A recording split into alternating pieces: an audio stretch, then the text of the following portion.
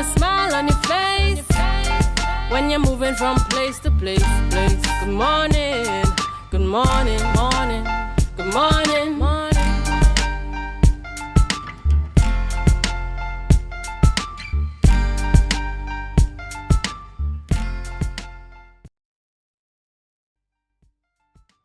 Good morning, good morning, good morning, and welcome to the morning show here on Tobago Updates Television. It is Monday, 4th November 2024, and we're coming to you live from the Port Mall here in Scarborough, Tobago. I am Adana Kumbi, and of course we welcome you to the morning show here on Tobago Updates Television.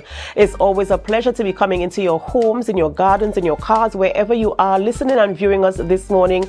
Of course, it's always an absolute pleasure. We count it, of course, a privilege and an honor that you have chosen us as your choice for morning show here on the island of Tobago. So wherever you are, far and wide, whether you're viewing from right here in Tobago, in Trinidad or the Caribbean region, even in the US or Canada, England, the United States of America, I think I said that already, Australia or Africa, you know, I'm just so excited to have you here with us during our programming today. Welcome and thank you so much for choosing us. We have a wonderful show for you this morning, and we do hope that you could stay with us throughout the entire programming. But before we get into the conversation this morning, we head on over to the news in 90 seconds.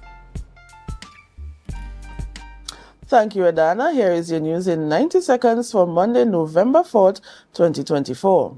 The body of a man identified as Samuel Celestine Briggs, aged 52, was found at the Mason Hall Recreation Ground Pavilion last Saturday morning. The body had no visible sign of violence. Briggs, a resident of Adelphi Trace Mason Hall, was last seen on Wednesday, October 30th, 2024. Police are continuing investigations. Secretary of Tourism, Culture, Antiquities and Transportation Tasha Boris announced that Tobago expects 40,000 cruise ship visitors this season with 40 scheduled cruise calls. This is a decrease from last year's 60 calls attributed to ongoing renovation at Puerto Rico's port, which have impacted cruise traffic throughout the Caribbean. Boris expects numbers to rise once renovations are completed, positioning Tobago for potential year-round cruising. Preparations for this season includes upgrades to the Shadowville Jetty and a partnership with local businesses to provide visitors with diverse, authentic experiences. Boris emphasized Tobago's distinct appeal to European and Spanish-speaking tourists who prefer less commercialized destinations, noting significant potential to attract more cruise operators in the future. The first cruise ship is expected to arrive on November 5th. And finally, President of the Tobago Chamber of Industry and Commerce, Curtis Williams, highlighted the severe impact of the foreign exchange shortage on Tobago's small and medium-sized enterprise, which face delays in accessing US dollars due to limited credit options. This shortage disrupts operation, employment, and stability and forces individuals needing foreign currency for travel, tuition, or medical expenses to turn to the black market. Williams proposed a multifaceted solution emphasizing economic diversification, export promotion, and foreign direct investments. And that was your news in 90 seconds. Thank you, Biana, for the news there in 90 seconds. And of course, you know, we welcome the cruise ship season here on the island of Tobago. Yes. And, you know, talking about tourism coming out of Carnival and the fact that, you know, the Secretary of Tourism spoke so highly about ensuring that the Carnival was packaged to show the traditions of Tobago. And I'm hoping that for this particular cruise ship season that we can really display Tobago on a large scale so that our tourists can have something to really be attracted to and to come back. And I know that there are less calls this year, so I'm hoping that we can maximize on the calls, not because they're less, you know, that we can still benefit from it. And I want to share something with our viewers this morning. The Division of Tourism, Culture, Transportation and Antiquities and Transportation, they launched the 101 Selfies Project in collaboration with the Tobago Tourism Agency. And they have the first selfie spot, I think it's at the Fort, that's right, the Fort King George. There you see the secretary there, assistant secretary, administrator, and I believe an officer in the office there of the Division of Tourism. And, you know, I think it's a welcomed idea. I think it's something we can look forward to. I think it's good innovation. And I'm looking to see the rollout of of the other selfie spots. I'm looking to see what other areas and spots that they'll put these selfie taking opportunities for our tourists to lure them in different areas. But Adana, it's not only for the tourists. I hope that you're able to capitalize on the opportunity to get pictures there as well. But of course, I certainly will. I certainly will. I can't be left behind at all. You know, it's absolutely a welcomed initiative there, and it's an opportunity for people who are like content creators and persons who, you know, want to put Tobago on the map. There are people, residents. And also these signs from the carnival, they are still up they as are well. still up as well, and I like the idea that they are still up, especially as we're entering into the cruise ship season, you know. Yes. And you know, as I was saying, you know, there are persons who create content and there are persons who reside right here on the island of Tobago who love to promote Tobago in that type of way. So I think this is a perfect opportunity for them. But I saw on Facebook where one person was saying that since as the signs are still up, how about putting the dates for next year Tobago October Carnival on the signs as well? That can be included as well. And you know, as we're talking about tourism and cruise ship season and you know, talking about Tobago, especially putting Tobago on the map. Yes. The I Love Tobago sign. It's still there. It's still not in place yet. Right? And our first call is tomorrow. Yes. Not that the sign is there specifically for tourists only, but it is a tourist attraction. Yes. You have seen where a lot of people, and especially when you go to other countries as well, you see the I Love Aruba, I Love Antigua. Yes. And so we want the I Love Tobago sign to be installed in the space that was assigned for it in the soonest possible time. So we have to do some follow-up with the team there at the Esplanade to see when that is going to be Mr. done. McKenna, of course. Yes, we have to see when that is going to be done, and we are hoping that it can be done in the soonest possible time, because the site there, to me, does not look very pretty at the moment. I think I saw some sandbags there, and so we want to ensure we get the sign erected there as well. So, Bianca, what are your plans for this week? It's a new week. It's Monday morning, of course, and we have to talk about what are your plans for the week? What is the word for the week? You know, we always have our work. We talk about productivity. We talk about all sorts of stuff. I think the word still remains, you know, productivity. And, you know, we're going into the Christmas season. So productivity and getting some cleaning, you know, done, not waiting for the last minute. Month of December. So we start early in November. That's right. That's right. Well, Bianca, I do wish that you have a wonderful, wonderful week, and that all the things on your to-do list are checked off, and that you can create a new to-do list come next week. So have a wonderful, wonderful day. Same to you. All right, ladies and gentlemen, we're head on into the time of the morning where we celebrate with those who are celebrating. It is our birthday shout-outs. This morning, we start our birthday shout-out with Mr. Clayton Clark. Clayton Clark is celebrating a birthday today. He's celebrating a birthday, and we want to say happy birthday to you, Clayton Clark. We do pray God's blessings upon your life, and we do hope that you have a wonderful, wonderful birthday. So happy birthday to you. Amaya Parks is celebrating a birthday today, and Amaya, we want to say special happy birthday to you. Happy 10th birthday, Amaya Parks.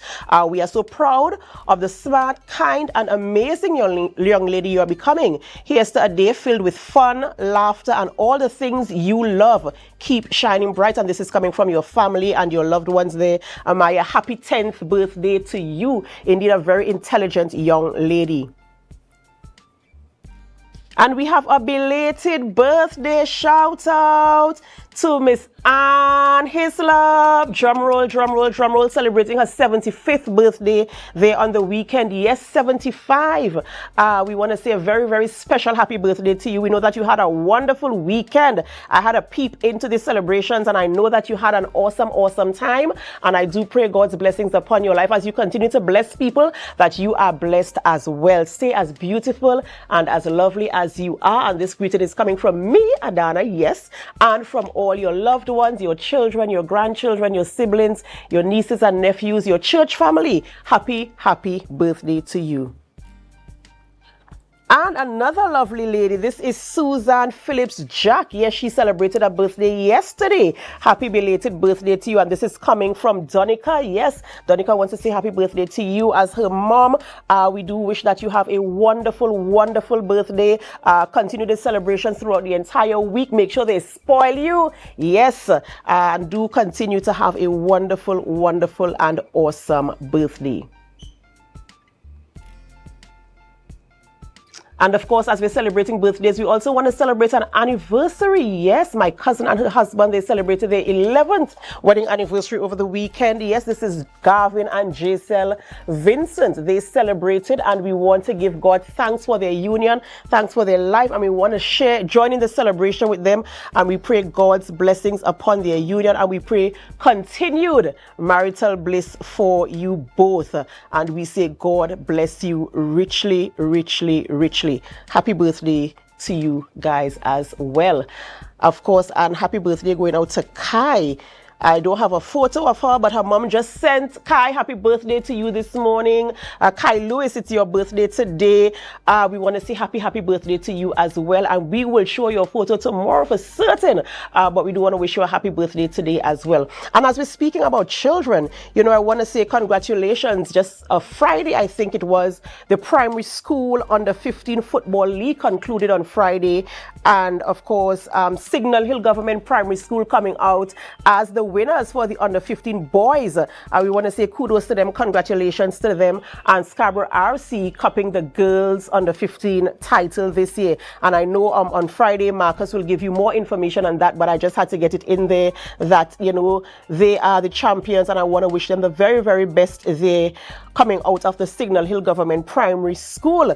All right, and Signal Hill Government Primary School also had a movie night on Saturday night, and an awesome time, a fundraiser there at the school compound. So I want to say congratulations to the PTA, to the principal, to the parents, and all those who came out in support of the movie night. And we look forward to other events happening there at the Signal Hill Government Primary School.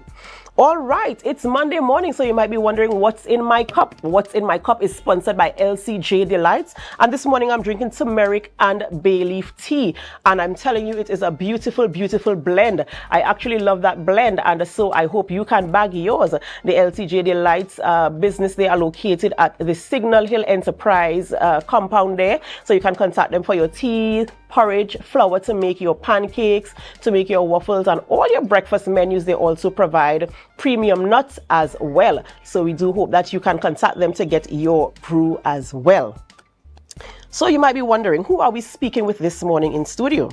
Well, I can tell you that this morning we're going to have a conversation with ACP, with Larry Braffett. Sorry, we're speaking with Larry Braffett this morning. We're going to have a conversation with him, and we do hope that you can stay with us as we have the conversation this morning.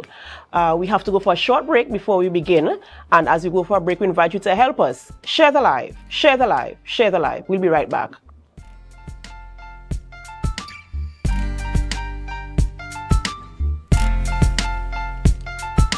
When the game is on, you don't want to miss the best moments. With Amplia TV, you can enjoy our ultimate sports package and watch your favorite games on the go.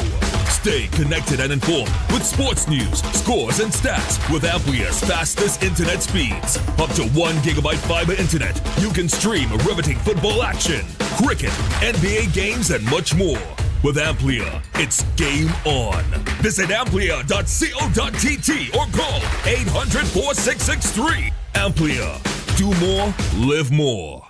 UAPs and standard listen. The TGIS sale is back, up to 75% off store-wide. Washers from $1,249. Stoves from $1,299. Fridges from $1,999. Patio set from $1,999. And up to 35% off Samsung and LG TVs. Plus, a daily magic hour with even more savings. Follow standards on social media for the inside scoop, October 25th to the 30th only. Tobago Carnival is just around the corner, and Bethel Credit Union has you covered. Whether you're prepping for costumes, parties, giveaways, or a staycation, it's all within your reach with our Carnival loan sale. For as little as $900 a month, yes, $900 a month, you can get the funds you need to make this Carnival season unforgettable. At Bethel Credit Union, we're here to make your celebration dreams a reality. Visit us today or call 639-8226 for more information. Normal lending criteria applies, because we see you at BCU. Coconut Scott's Cafe, the buffet restaurant that specializes in all your tasty local dishes. For breakfast and for lunch. Breakfast includes coconut bake and sada roti, served with chokers, buljoil, and sausages in tomato sauce. Not forgetting beef and cheese pies, shepherd's pie, macaroni pie, and rice in various styles. Meats served in a variety of flavors, garden salads, and pasta salads. All this accompanied by fruit juices, coconut water, your choice of a great combination to appease your taste buds. So call us today to order, as we are here to accommodate your busy schedules or if you are having a cooking day off.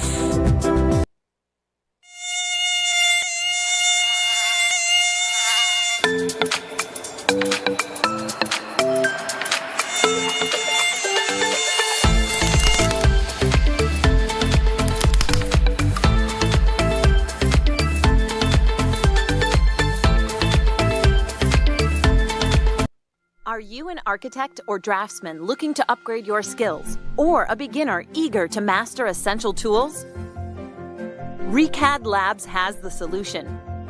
Our Revit Architecture Fundamental Tobago course is designed to boost your skills and confidence.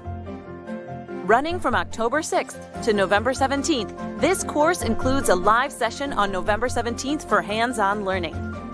Learn from experts in our virtual classroom and stay ahead in the world of architecture. Visit recadlabs.com to enroll now and follow us on social media for updates. Hey everyone, it's time to stand up and make a difference. This year, we're coming together for the war against crime. Bright and early at 5:30 a.m. on November 15th, we will be walking through the village of Golden Lane. And guess what? After our walk, there will be a delicious breakfast waiting just for you. And that's not all. Get ready for an aerobics burnout session where we'll be moving, grooving, and having fun.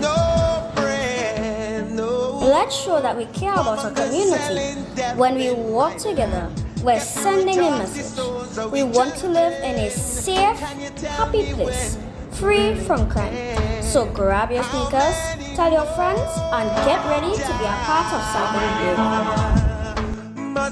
Remember, it's not just a walk, it's a way to show we all have the power to help make our world better.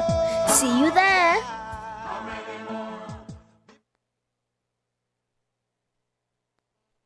So guys, there are some new developments in housing in Tobago. So it's goat racing time. This is 116, the show that keeps you in the know with all things Tobago House of Assembly.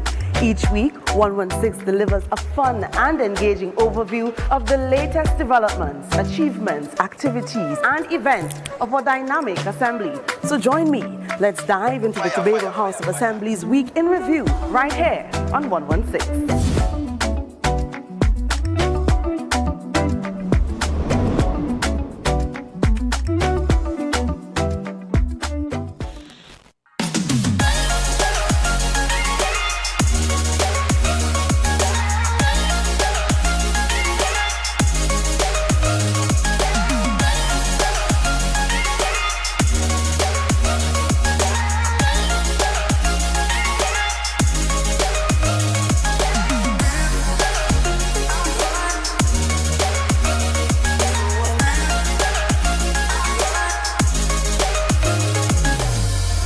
Rotisserie, mouth-watering fries, salads, combos, and specials galore. Feeling for something to eat? Come and see. Our rotisserie is seasoned to the T. Kicking chicken, masala, and jerk roast. Crispy fries made from scratch. Who do you know can't beat that? Or salads freshly cut and packed. When you taste it, you'll be wanting to come back. So come check us out on number 2 Robinson Street, Uptown Scarborough, Tobago. We open on Saturday nights from 7:30 to 11:30 p.m. Monday to Thursday, we're open from 10 a.m. to 9:30 p.m. and on Friday, 10 a.m. to 4:30 p.m. Contact us at 772-7443 and all social media handles at The Rotisserie Factory.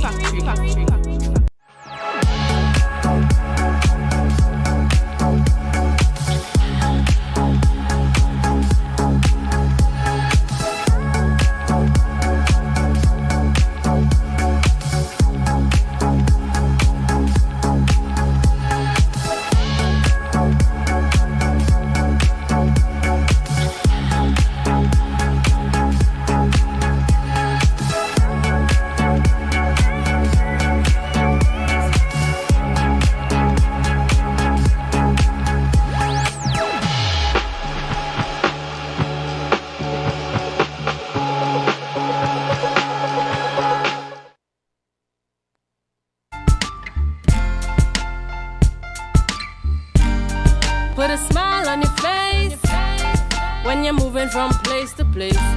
Good morning, good morning, morning, good morning, morning.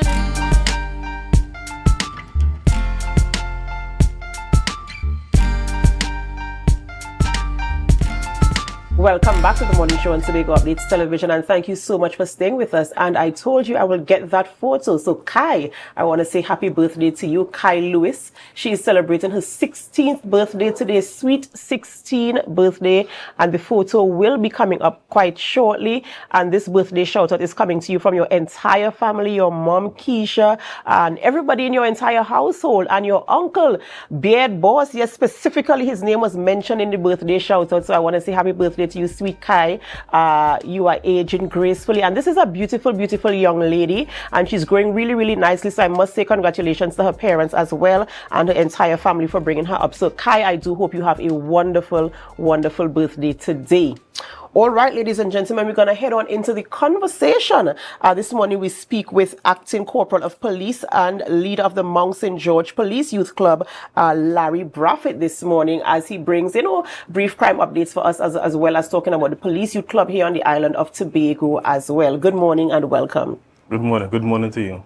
And right. Good morning to the student public. Right. It's a pleasure to have you here on our program this morning. And usually on Mondays when we speak with TTPS, of course, we have to get some type of updates as it relates to what's happening on the island where crime is concerned. In the recent past, we just, we experienced a kind of what we could call a surge in crime. And for now, it seems as if, we kind of have things in a good gear, especially coming out of Carnival. We were told, we got the reports that the Carnival was a safe Carnival. We didn't get any incidents happening there. How was that? What was that like for you guys in terms of the patrolling, working with the other agencies to ensure safety? Well, as you will have noticed, we had a blanket security over the island. Officers came from Trinidad. ACP Hazel would have deployed troops to Tobago to ensure the safety of the island. And Carnival was generally safe. As you can see, well, we had little to no reports of any incidents happening during the Carnival period. And I worked during Carnival period. And, from my experience being on the ground, I saw that the patrons enjoyed themselves, they felt safe, and everywhere you turn, you saw police officers present. At any corner, you go in Scarborough, out of Scarborough, you'll have seen police patrolling. All right. So it was generally safe.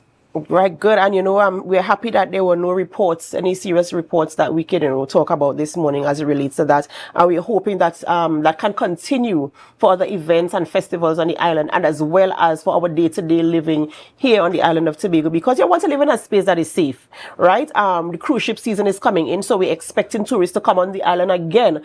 Just as we had tourists for Carnival, we're expecting even more tourists coming for that season where the ships will be coming in. I think we have between 40 to, I'm not sure how many calls we're going to have this season.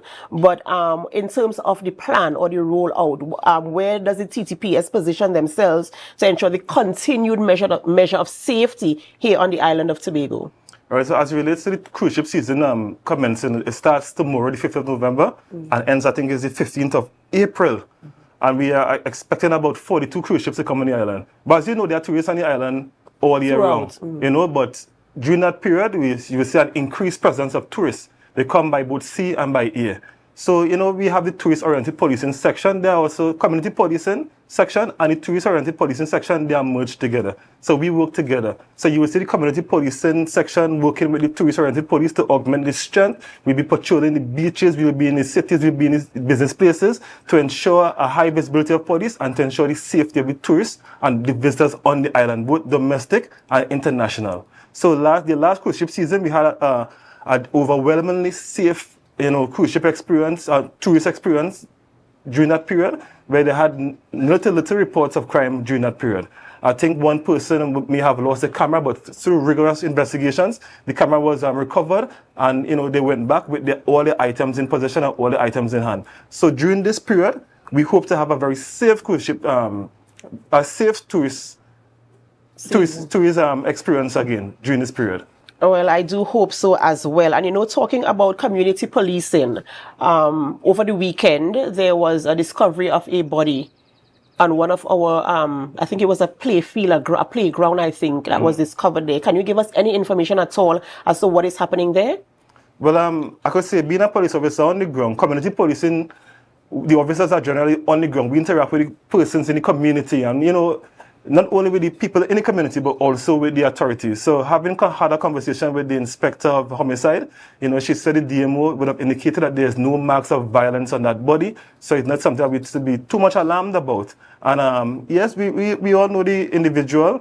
Condolences goes out to his family. Condolences goes out to the deceased family. But investigations are continuing. But as it is, there's no marks of violence. Okay, and we do hope to get some sort of follow-up with that where that is concerned, and I'm happy to know that there's no marks of violence, but still we need to get some type of report. So we will leave that in the hands of the TTPS, and hopefully we get the report as soon as we know what transpired there. So as the leader of the Mount St. George Police Youth Club, you're talking a lot about, and I can feel your passion as you talk about community policing and stuff like that. And we've spoken about police youth clubs here on the island of Tobago multiple times. For you, why is it important, or how do you think the police youth club plays a role in communities across Tobago, and how does it support our young people in their endeavors? Well, I could tell you there's a link between deviance and delinquency and crime. So what the police youth club does, the police youth club positively engages the youths, keep them busy, keep them occupied in positive activities so that they will not go on the streets and be idle. You all know what happened to idle hands. Right? So we try to reduce the amount of time for idleness and keep them positively engaged. So the police youth clubs, we have been engaging the youths in Mount St. George. We work assiduously. We make extra efforts to engage the young boys in the community. The boys like the football, they like drumming, and whatever activities we have that will, the boys will gravitate to, we try to promote those activities. So the role that police youth clubs play on the island, we play a part by keeping the youth off the streets, reducing deviance, reducing the opportunity for the youth to commit crimes that are reprehensible and being limits of tolerance in the community. So we just try to keep them busy, keep them engaged in positive engagements. And that's what we try to do. So at the moment, we have a homework center that is happening right now. We need volunteers. The homework center starts at, it takes place every evening at the Mount St. George Police Youth Club that is on the main road, going to country. You will see the sign, you will see the mural on the wall. Right there, it's free for everybody. It starts from 5 o'clock and ends at 6 o'clock. And the youth come, they do their homework, they learn to read, they learn a little bit of maths, social studies, some different areas that they are engaged in at school. We try to assist them. And generally there's a school of thought that when the youths leave school, it's not to go and continue with the books and, to have them more, they should be more relaxed. But what we believe in, we believe that the youths, they must be engaged first. They must get their homework out of the way. They get their studies organized. So we dedicate 2 days alone for that. Monday and Thursday from 5 to 8. On Tuesdays, we have drumming from 5 to 8, where we have a tutor, Mr. Quintin. Quintin comes, he teaches the youth how to drum. Right now, they're preparing for the police concerts. Yes, they're going to perform. They performed last year. They performed at Heritage Festival, and you can see that the group is growing. So we are engaging them. And on Thursday, we have a volunteer who's coming to teach girls or anybody in general cricket. So we are going to start back. We normally have field on Tuesday. We're not during rainy season and during the period where we can't really have outside activity because the field is wet or the rain is falling. But we are going to start back cricket on Thursday. We are targeting the girls, and everybody. But we want to have a girls cricket team, special emphasis on the girls side. And you're talking quite a lot. There's quite a lot going on there, especially at the Mount St. George Police Youth Club. What is the response like from the community, the young people in the community? Are the parents sending their children out? Are they, actively saying, well, mommy, I want to go? Are you seeing them walking in? Do you have to go and look for them? What is the response like there? Right. So the Police Youth Club, we have a consistent 50-something members. Right? If you add everybody up together, you have the persons who have passion for drumming, they will come for the drumming. Persons who like the football, they will come for the football. We had Mr. Goddard doing futsal in Mount St. George every Thursday as well. The youth will come out for what they like. But when we have an activity that we have to engage everybody, I must confess, sometimes we are a little bit, we may call them the day before. And surprisingly, we will call them the day before, sometimes the day off. And you will see them getting ready to come down the road. Yes, they'll call for transportation because of the geographical terrain of Mount St. George. Mount St. George is a hilly village. And I know the police club is down on the main road and some persons live far. So they will call to get transportation. That is why it's important for, I just talking to the seniors to ensure that the community police and the police clubs have transportation, yes, a police bus. Well, yes, so we go for the youth, we bring them to the Policy Club, and we engage them. Recently, we had programs where we had mental health, and persons came from Trinidad to engage the Policy Club, and it was well received. You know, they came and spoke to them about AIDS and sexual, sexual transmitted disease and viruses. They spoke to them about that. It was well received. And we have different age groups for different activities. So some activities, the young ones who come out. Some activities, we have an age limit, and they come out and they are engaged. And then we have that was my next question. Is there like an age group that you target? For when you say Police Youth Club, who are invited? What's the age group? Can I come if I'm 5? Can I come if I'm 17? Can I come if I'm 25? Yes, there's activities for everybody. We target the school age. You know, the school age from about 5. Well, as long as they could be supervised. Because yes, 3-year-olds came before, and it was very hard to supervise. We had persons specialized for that. But we generally target the school age from first year, going straight up to even college age. They come and they participate, and the ones who are a little bit older, even you and all, you probably 21 or 19. Correct age. You can come and you can even assist or even volunteer, assist the youths with whatever we have going on. You could bring ideas. It's all about collaboration. If you have an idea and it's to benefit the youths, bring it and we will work with it. All right, we're going to go for a quick short break, and we're going to continue the conversation this morning because I like where it's going and the fact that it is working with the community to help our young people to stay off the streets. Ladies and gentlemen, we're speaking with Acting Corporal of Police Larry Braffett as we talk about Tobago Police Youth Club here on the island of Tobago and all the activities that they have to involve our young people, keep them off the streets and give them an alternative way to express themselves. We'll be right back after the break, but in the meantime, we ask you to help us. Share the live, share the live, share the live. We'll be right back. Hey everyone, it's time to stand up and make a difference. This year, we're coming together for the war against crime. Bright and early at 5:30 a.m. on November 15th, we will be walking through the village of Golden Lane. And guess what? After our walk, there will be a delicious breakfast waiting just for you. And that's not all. Get ready for an aerobics burnout session where we'll be moving, grooving, and having fun. Let's show that we care about our community. When we walk together, we're sending a message. We want to live in a safe, happy place, free from crime. So grab your sneakers, tell your friends, and get ready to be a part of something big. Remember, it's not just a walk, it's a way to show we all have the power to help make our world better. See you there!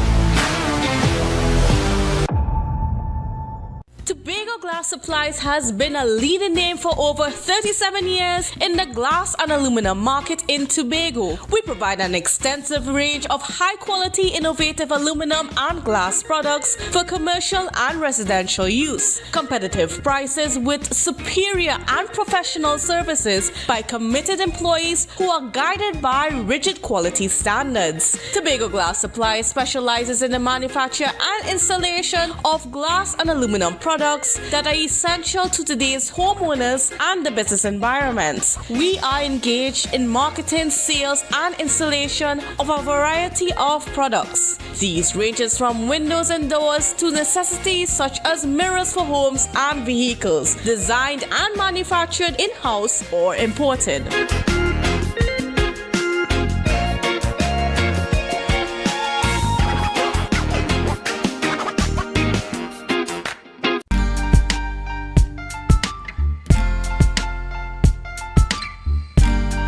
Put a smile on your face when you're moving from place to place. Good morning.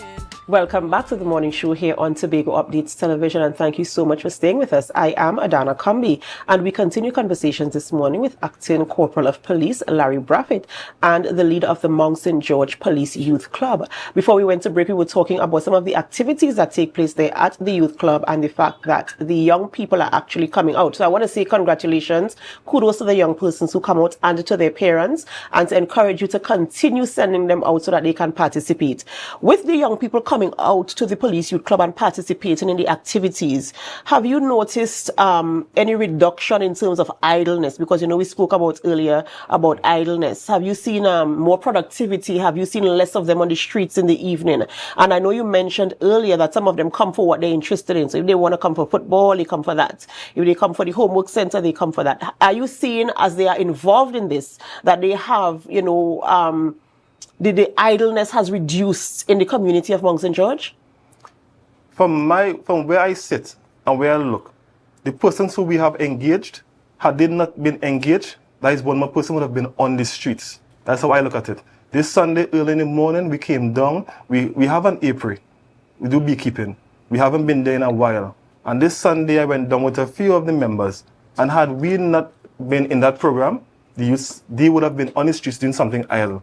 So I look at it in that way. The way to measure it is the probability of that person being on the streets committing acts of deviance, acts that are reprehensible, acts that is not tolerated by the community members, you know, illegal activities, for want of a better term. And I could tell you, the youth that we have at the policy club, had they not been in the policy club doing constructive things, had they been on the streets, you know, covered by a number, you know what I'm talking about, they would have been a terror for the community. Because they are intelligent, they are athletic, we can't catch them, we can't run them down. And the things that they speak about, the way how their mind works, it would have been hard for us to deal with those the crimes committed by them. Thank God that they are using their mind for constructive things. You know, there's one youth in particular. He was supposed to be here on this with me this morning. That is Zion Davis. You know, I could tell you Zion Davis, you know, he could have been doing something different, but he's constructively engaging what he likes. So we have a little bit PA system by the policy club. Speakers, we have you know, mixing board and so on. And he came to the policy club. He normally assists us with the little events that we have. And he has, you know, he has grown so much. Yesterday, Mr. Paul, a retired senior sup, he has a little you know, he has a little guest house there. He goes there, he practices his music. So much so that, you know, they have activity and he's a DJ there. You know, so he the youths, we see the probability of the opportunity that they would have had to commit crimes is significantly reduced because we have captured them to do constructive activities. And more so, I must reach out to the persons in the public, in the communities, wherever there's a policy club. You know, we want to appeal to you all. Assist the policy club.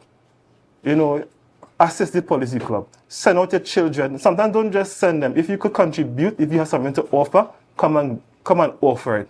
Because as simple as teaching persons to read, we have the homework center with the youths. And some of the adults say that they are going to come down. They care about nobody. They have no, you know, they're not feeling embarrassed. They want to learn to read as well. Some of the adults, you know, so we have spaces where we could separate and put them, and we could have different activities there. If you are an artist and you want to teach youth how to draw, by all means, come down and teach youth how to draw, how to paint.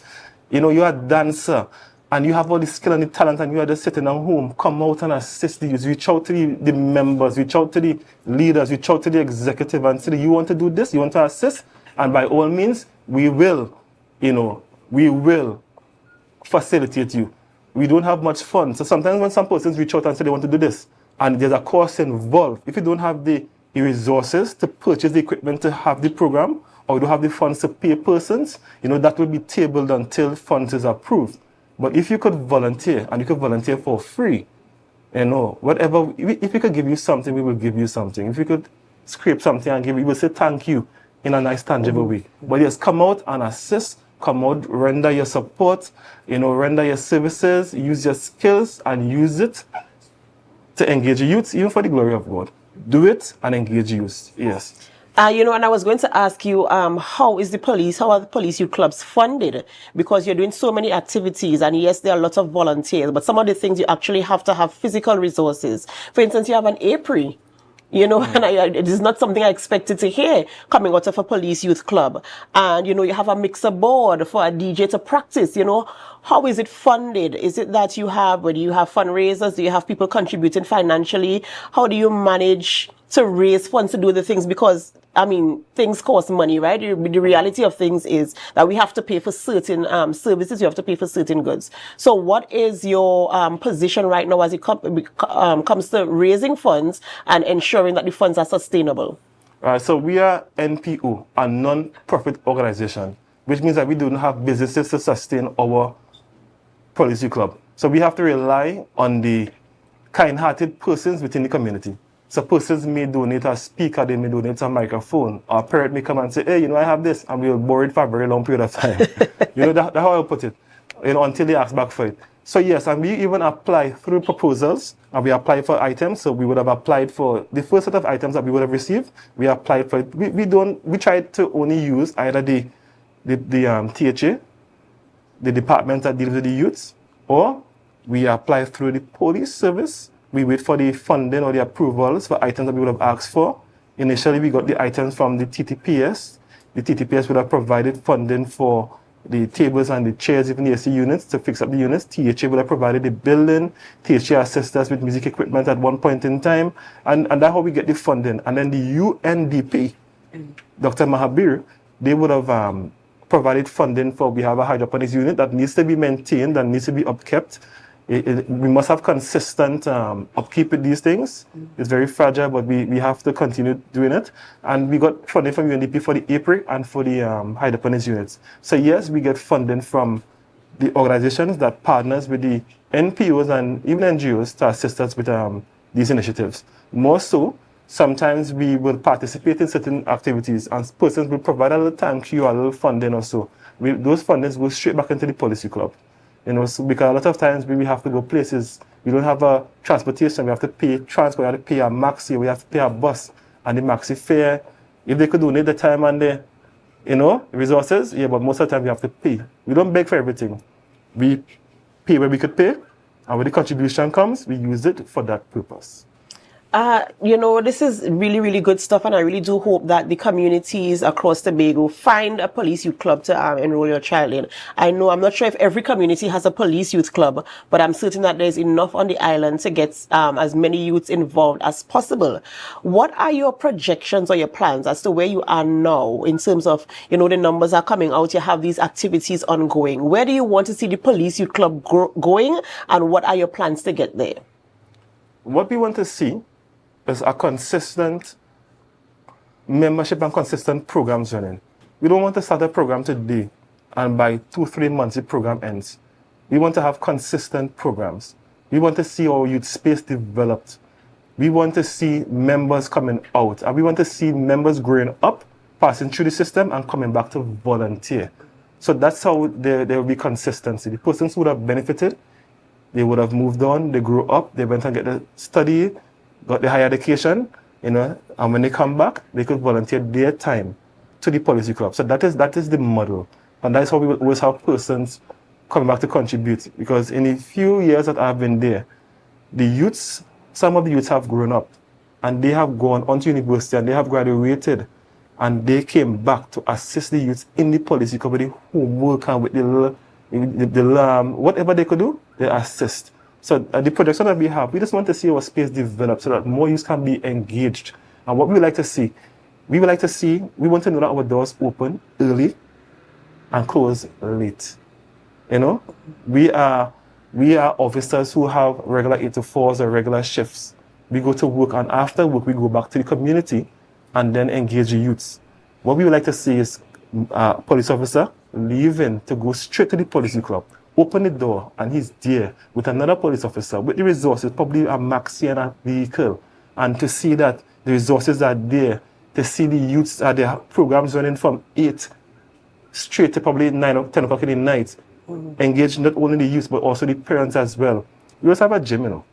We have a gym, and we would like to open the gym from 6 o'clock so the youth could go and, not only youth, the parents could go and benefit, because the parents go and they benefit, We don't charge for the gym. They go and exercise, they lift their weights and so on. So we don't even have to pay for a cleaner. You know why? The parents come and sometimes they will say, Officer Buffett, I mop out the place. After that, go and buy a broom and a mop because all the broom had to change. And she will mop that place and clean that place. And we don't have to pay for cleaning and the place is clean. Yeah, so because the parents give back, we want to see the youth grow up and youth give back.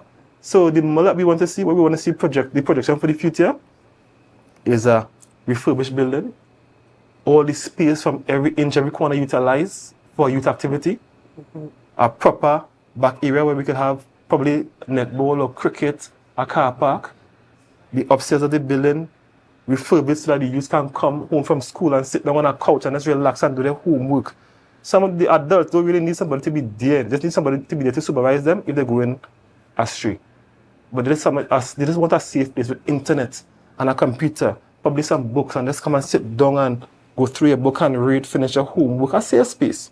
You know, with a little snack they could get, well, make a little tea. We have honey, they can use honey to sweeten the tea. We have a hydroponics unit, you can pick some mint bush or something and make a tea. And if you get some snacks, because we have donation and people who providing funding or providing assistance, they have their little snacks, a safe space. And then when they go, not only a safe space for the youth, but volunteers being there to supervise and make sure things go well. So that is my vision for the future, to see the Policy Club grow, every inch of the space utilized for youth engagement, more resources, more equipment, more volunteers, and youths going through the system and coming back to give back to the system.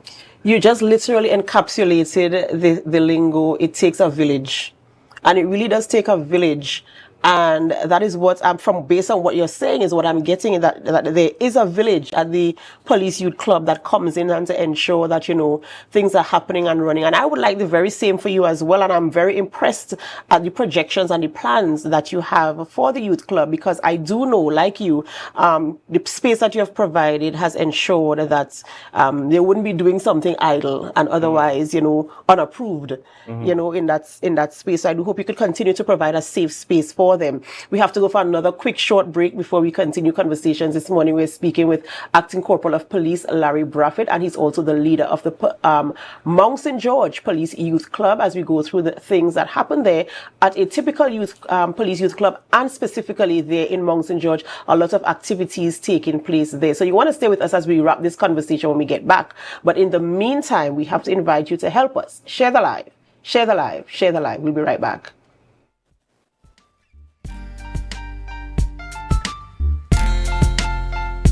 Attention members, now is your chance to double or even triple your dividend payment with no increase in your existing loan payment. Don't miss out on this incredible opportunity to boost your dividends effectively. Whether you're planning a vacation or simply looking to maximize your savings, we've got you covered. Call us today at 639-8226 or 631-1336. Message us on Facebook for more information. Hurry, this offer won't last long. Bethel Credit Union, because we see you at BCU.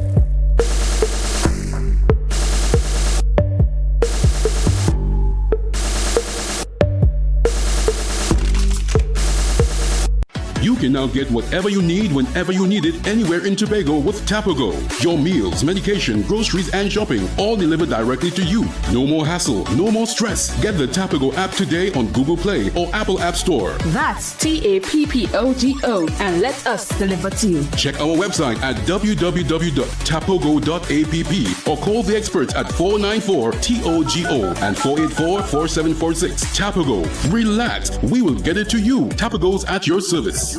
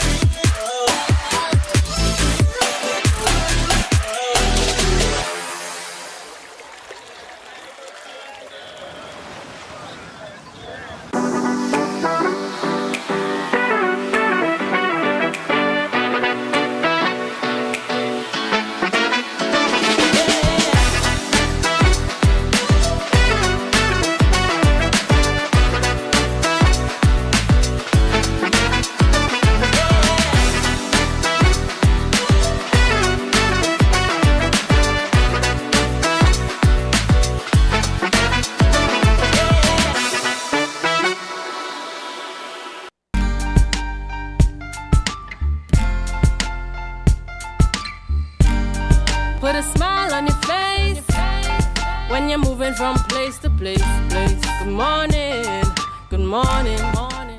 Welcome back to the morning show, and thank you so much for staying with us. We're just at 7:53 a.m. So if you're getting to work for 8 a.m.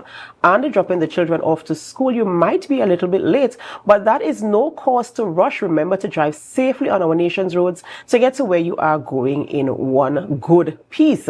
Right, so we continue conversations this morning. We were speaking with, and we still continue to speak with, Acting Corporal of Police, Mr. Larry Braffith, and he's also the leader of the Mount St. George Police Youth Club. We were talking about the police youth clubs on the island of Tobago and what Mount St. George is doing and some of their success stories. And I want to continue. You spoke earlier about Zion and where he is now, and the fact that he is, practicing his music, and he's now your official DJ, I could say, of the Mount St. George Police Youth Club. And what are some of the other success stories you have in terms of your youth growing, seeing them from when they came in, what they've been participating in, and how it has helped them and positioned them for where they are now? All right, so it is based on how you define success. Success can be defined in many different ways.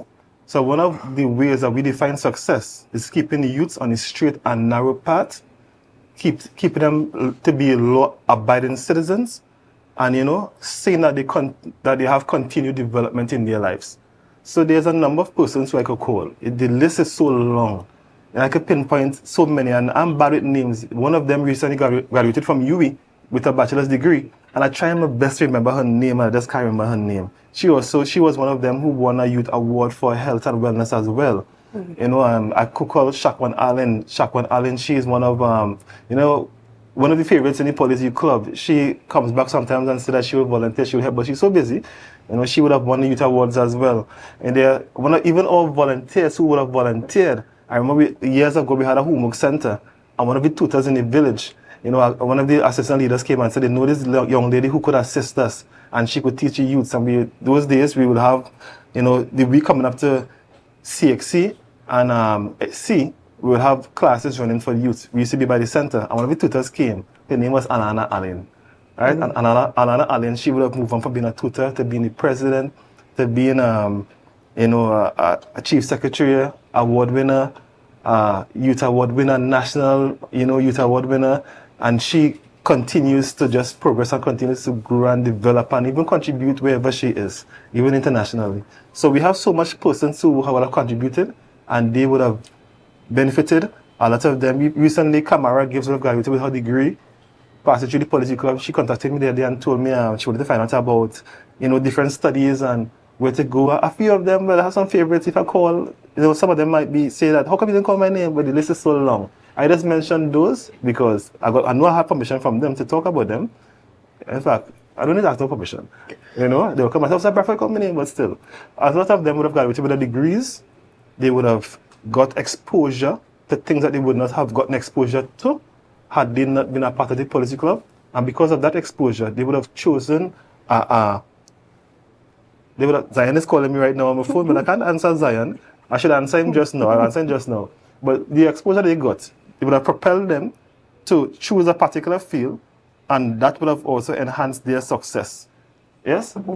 So, well, that is really a really good step, and I do hope that the Police Youth Club can continue to provide that measure of support for our young people, because sometimes young people find it difficult to find a space in society, and so one of the spaces is in a Police Youth Club, and I want to take this opportunity now, to encourage parents to send out your young people to the Police Youth Clubs across the island of Tobago. I know quite a few young people who came up with me in Police Youth. I was never a member for Police Youth Club, but I know a few people around my age group who came up in the Police Youth Club, and they're doing quite well for themselves. As a result, they have developed different types of skills, social skills, that we need to excel in our community. So I do wish you the best. And I want to talk about some of the type of support that you're really looking forward to. I know you mentioned some before, but I want you to face the camera right now, and I want you to talk to persons in the community for them to really understand the importance of having a space like this. As you mentioned, it's a safe space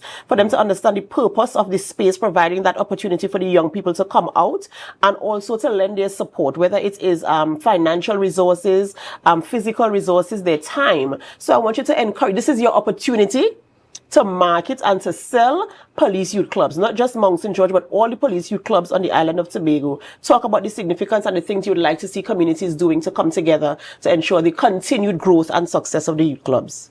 All right, so I would like to reach out to the members in the community, even the departments or the agencies, the institutions that may be watching live.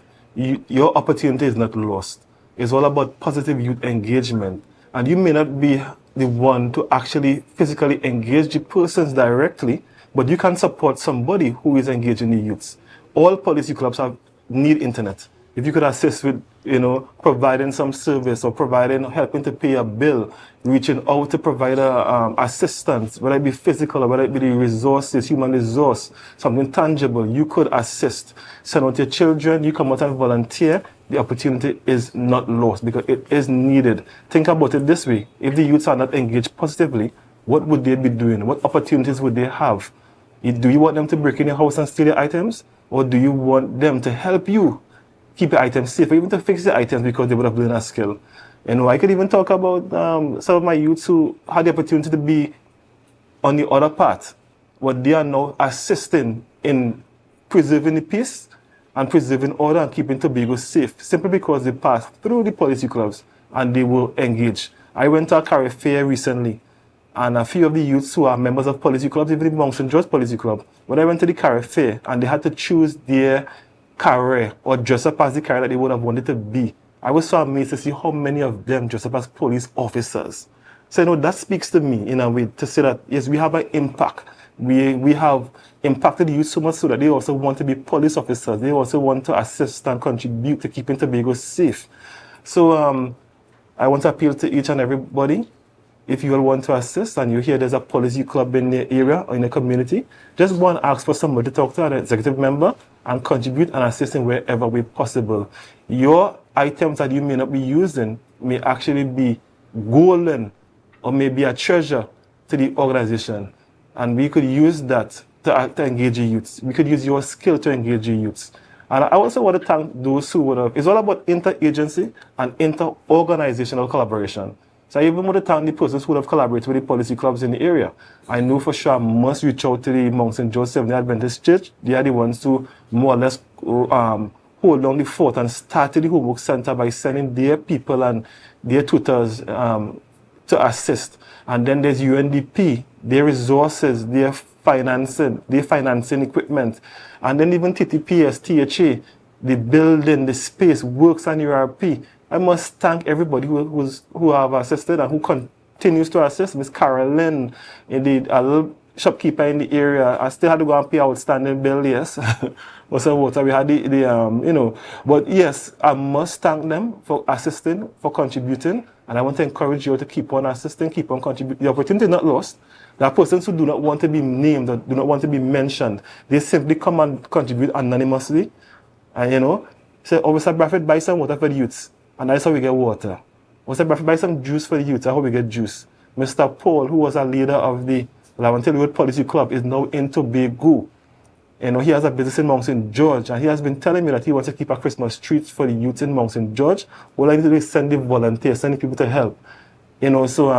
So we appreciate those little gestures, those little contributions, and something that you may consider trash is actually maybe treasure to us, because we could use it to engage the youths. You have speaker equipment, you have cameras, we will use that to teach the youths about these things, teach them photography, teach them videography. And it might be surprised to know Tobago updates. There's not a need for workers because so much persons have been trained. You may not need journalists because, my dear friend would have come and assist the youth and teach the youth how to conduct an interview. So you are now can assist, You can say, Officer Bradford, I want to run a program with the youths. I want to invite them here to run a program, to do a talk show. You could do that. Food for thought, and yes. Thank you so much, Officer Bradford, for coming in this morning and sharing that information with us. Ladies and gentlemen, this is where we have to end the morning show here on Tobago Updates Television, but it's not where we end our programming. We head on over to GMT. So as we go, we invite you to help us. Share the live, share the live, share the live.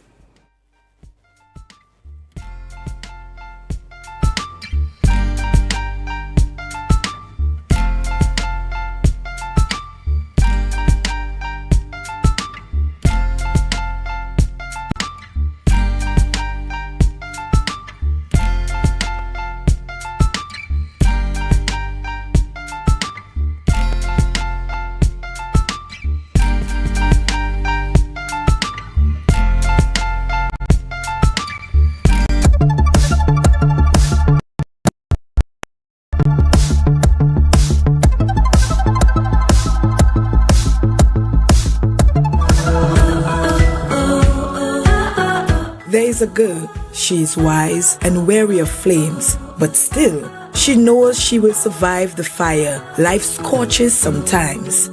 She has been a phoenix before, and every time she burns to ashes, she knows exactly how to rise again. Those powerful words used describes how powerful girls can be throughout life. And recently, the world celebrated International Day of the Girl Child with the theme, Girls' Vision for the Future. And to commemorate this day, some of the island's most empowering women had the opportunity to share their stories and experiences with female students at Scarborough Roman Catholic Primary School. Today's program, featured especially on the girls, was instrumental. We looked for persons who we thought could encourage, give them that boost of confidence and so forth. I think the selection, it was good, and the students seemed very receptive. I was roving throughout the presentation, so I would have peeped into the different classrooms, and they were quite receptive. Is that this year's theme is looking at females breaking barriers and just breaking through any glass ceiling. My industry is media and communications, and as I was saying to the young ladies, we have not very many females in some of the portfolios within media and communications, so like the graphic artists and the videographers and the photographers. It's really predominantly males. So it was an opportunity to encourage them to look outside the regular jobs or the regular professions and venture into some unorthodox professions which are really growing and becoming very, very popular in today's society. Well, as always, being at RSC and participating in their activities, it's always a unique experience, I must say, to be here today to give or to motivate the students, the girls, as it's International Girl Day. It's quite it's an honor to do that, I must say. They were really excited, and that actually increased my excitement. So I am really pleased that the energy was awesome, and I hope that my message was well received. So today I had to present on deportment to the young ladies. I think that's something that's very important to instill in our young women, showing them how to carry about themselves. It helps to instill confidence, helps them to understand themselves a bit better, to know that I am a woman. When I walk into a room, I need to exude that confidence and show people that I mean business. It was very receptive by both Standard 5 and Standard 4. They enjoyed it thoroughly. The Standard 4 class was really, really receptive. They wanted me to model on my way out, which I did, and you heard all the rockers in the room. And that was such an amazing feeling, just being able to give back to the young people of Tobago as a fellow Tobagoan. I learned that girls are unique and they're special in their own way. It was very nice. I enjoyed myself. I learned about being each other's keepers. I learned about new jobs, and I learned about photographing, video art and stuff today. I enjoyed these sessions because it was fun, it was very uplifting, and I think it should continue throughout Trinidad and Tobago for the girls in Trinidad and Tobago. International Day of the Girl Child is celebrated on October 11th annually. That was a production of the Department of Information, Office of the Chief Secretary, Tobago House of Assembly.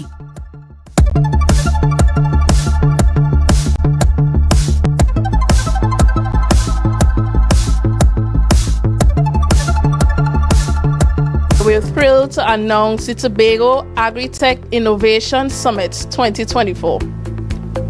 This transformative event, taking place from December 2nd to 3rd at the Shore Park Complex, will focus on the theme Climate Change, Resilience and Adaptation in Agriculture.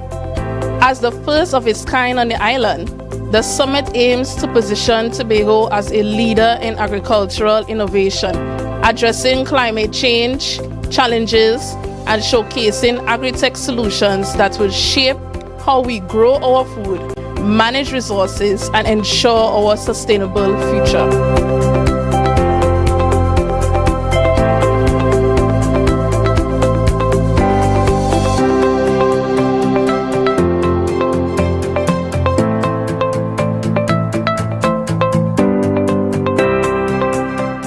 The Tobago AgriTech Innovation Summit is about more than introducing technology. It is about creating a mindset shift. We want our farmers to not just survive, but to flourish in a modern, tech-enabled agricultural landscape. This event will provide practical training and workshops for farmers on digital farm management, precision agriculture, and innovative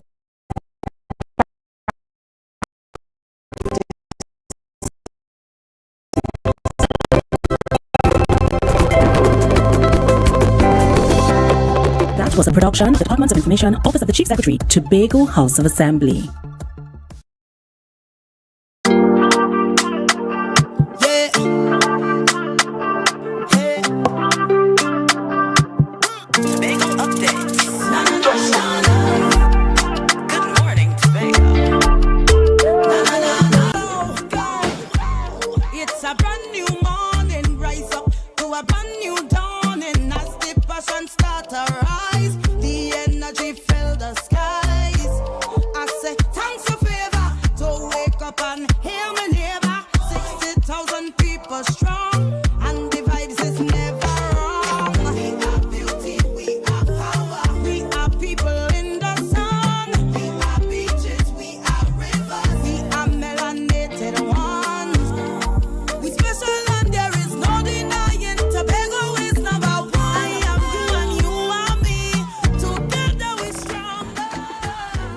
morning and welcome back to Good Morning Tobago right here on Tobago Updates. I am your host, Chanel Felix. And you know, whenever you see me sitting here, it's because we're about to have those conversations that you want to have while I ask those questions that you want to ask.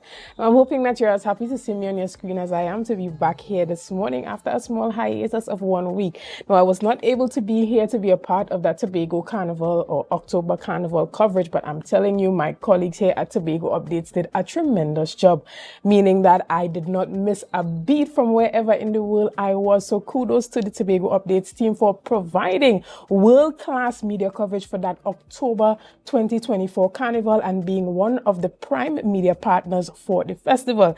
Again, kudos to the team. I felt like I was a part of the Juve, although I was not there. Now, this morning, before we get into our interesting conversations and knowing that Tobago Update continues to grow, you still have an obligation to partner with us to help grow our social media pages. Now, you know that recently we had experienced a cyber attack, and that is no excuse because we are doing the work here to produce world-class quality content. So you have a job to help us share the live, like the page, and put this live stream in your media groups, whether it be your WhatsApp or on your statuses, and have people know that we are on and we are live here at Good Morning Tobago this morning. Now, before we get into our conversation, let's have our news in 90 seconds. Secretary of Tourism, Culture and Antiquities and Transportation Tashia Boris announced that Tobago expects 40,000 cruise ship visitors this season, with 40 scheduled cruises calling. This is a decrease from last year's 60 calls attributed to ongoing renovations at Puerto Rico's port, which have impacted cruise traffic throughout the Caribbean. Boris expects numbers to rise once renovations are completed, positioning Tobago for potential year-round cruising. Preparation for this season include upgrades to the Charlottesville jetty and partnerships with local businesses to provide visitors with diverse, authentic experiences. Boris emphasized Tobago's distinct appeal to European and Spanish-speaking tourists who prefer less commercialized destinations, noting specific potential to attract more cruise operators in the future. The first cruise ship is expected to arrive on November 5th. Additionally, President of the Tobago Chamber of Industry and Commerce, Curtis Williams, highlighted the severe impact of the foreign exchange shortage on Tobago's small and medium enterprises, which faces delays in accessing US dollars due to limited credit options. This shortage disrupts operations, employment, and stability, and forces individuals needing foreign currency to travel for tourism, tuition, or medical expenses are now turned back and having to go to the black market. Williams proposed a multifaceted solution emphasizing economic diversification, export promotion, and foreign direct investment. And finally, the body of a man identified as Samuel Celestine Briggs, age 52, was found at the Mason Hall Recreational Grounds Pavilion last Saturday morning. The body had no visible signs of violence. Briggs, a resident of Adelphi Trace Mason Hall, was last seen on Wednesday, October the 30th, 2024. Police are continuing their investigations. And that was our news in 90 seconds. Now, this morning, I have the privilege of sitting in studio and talking and being a bit educated this morning on the idea and the whole medical concept of radiography. And to have that conversation with me, I have Mr. Brent Sterling. Good morning and welcome. Pleasant morning. Thanks for having me. It's a pleasure to have you here. Now, this week we're talking about World Radiography Week, and persons often get radiology and radiography confused. So give us the core separations when we think about radiology on a whole and the radiography in regards to the imaging. Well, radiology is the all-encompassing title you give it to the entire profession, which includes other doctors and other professionals in the program. Radiography specifically speaks to radiographers and the procedures and the way in which we go about acquiring the medical images. Right. And when we think about radiography, we often think about x-rays. So tell us about some of the areas that encompass radiography. What are some of the reasons why someone would come in to get some of your services? Well, the genesis of radiology comes from radiography when X-rays was invented in the late 1895, so in the last century or so, and it has morphed into a booming and a very exciting profession. Well, radiography basically deals with the acquiring of diagnostic images, and then those images are then used to understand the body and the different functions. So in the original settings, it started out as X-rays, so most persons will be familiar with calling the department X-ray department. But as time has evolved and progress has been made, the profession has evolved into more than just X-rays. So the new title is diagnostic imaging. So our main focus now is basically helping doctors in diagnosis and treatment. So as for now, we have most of the modalities up and running at the hospital, which include general X-rays, we have fluoroscopy, we have CT, MRI, ultrasound. Right. And the most frequent one is an ultrasound. You would see, on a regular basis, someone has to do an ultrasound, whether it's because of pregnancy or just to identify, mass within the body, or like the one that they do on their feet when you have to identify a blood clot. Right, Call that DVT. one the DVT. That's one that is done quite frequently as well. Yes. But as you indicated, there are other areas that fall under that. And persons don't know until it's a situation where a doctor says, you have to go to this particular scan.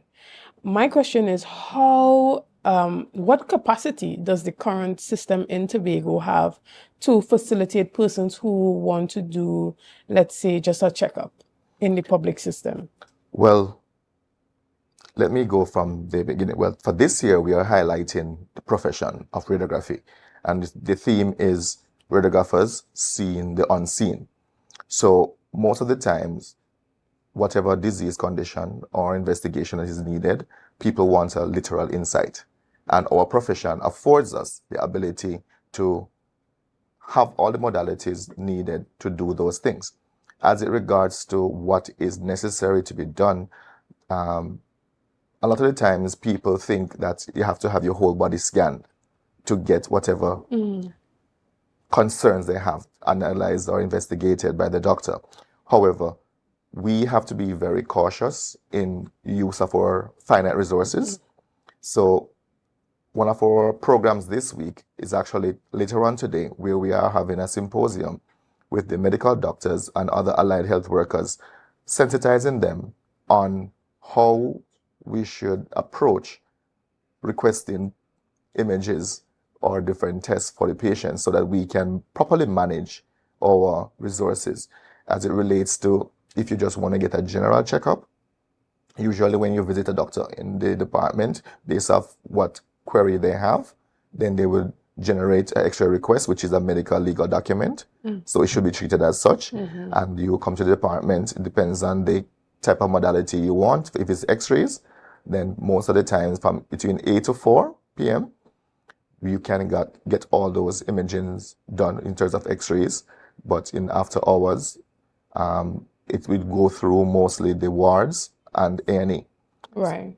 And the exposure to radio frequency produced by these devices often can have a negative impact on the human body, in that there's a limit to how much a person can do and how frequently. Can you tell us more about that? Well, we generally check or monitor the machine in terms of how much radiation dose is actually given out. So we had a physicist in the last few years who came to check to ensure that all safety protocols are being respected and followed.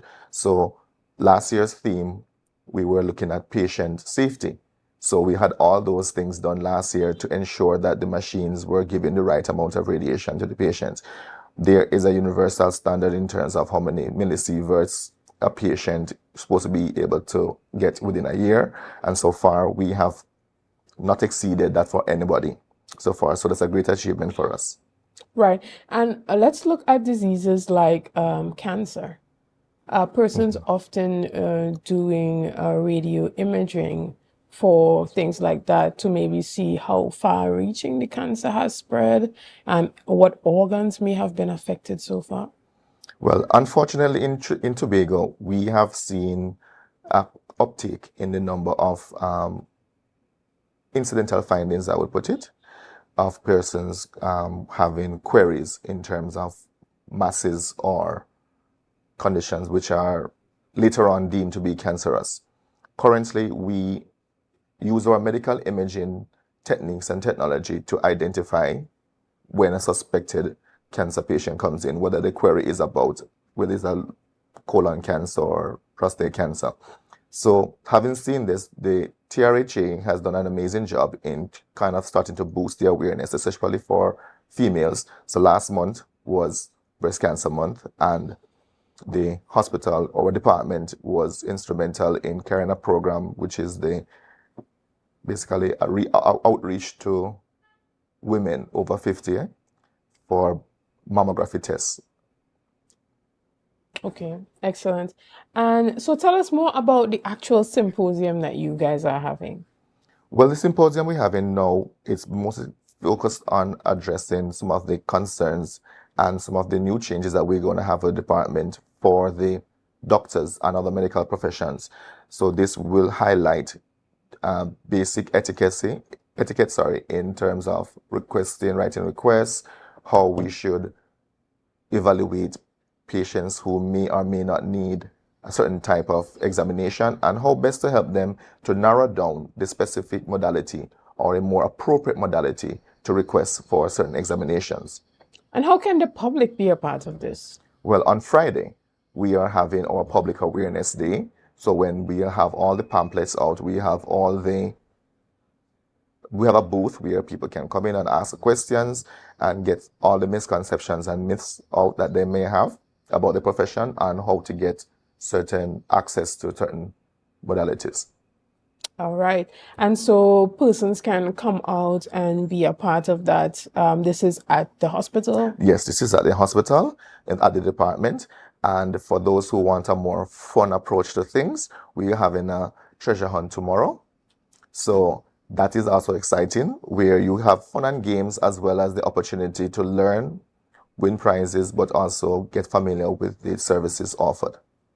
Is this treasure hunt also happening at the hospital? Yes, it's happening at the hospital's courtyard. All right, so this is for maybe persons who are working in the building, Anyone or if you're a member of the moment, public and yes. you happen to be at the hospital tomorrow, you can participate in that treasure hunt. So you can make a sad moment happy, because no one really likes being at the hospital. Quite so. So, all right, we want to thank you so much for being here this morning. Thank you for educating us and allowing us to understand more about what your unit does. So before you go, is there anything that you want to include? Well, yes, one of our big drives this year is to highlight the profession to aspiring radiographers. So we have a school caravan going around this week. So we have both sides of the island covered. So we have invited specific targeted schools to come into the department, as well as the staff will be visiting schools to highlight the profession, how to get in, and what other fields that it can lead to.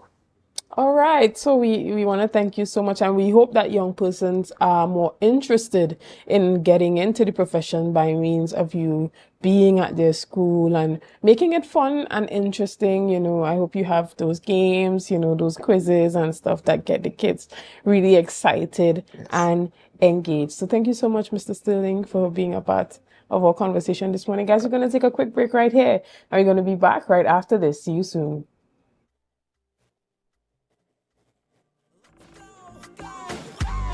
It's a brand new morning, rise up to a brand new dawning.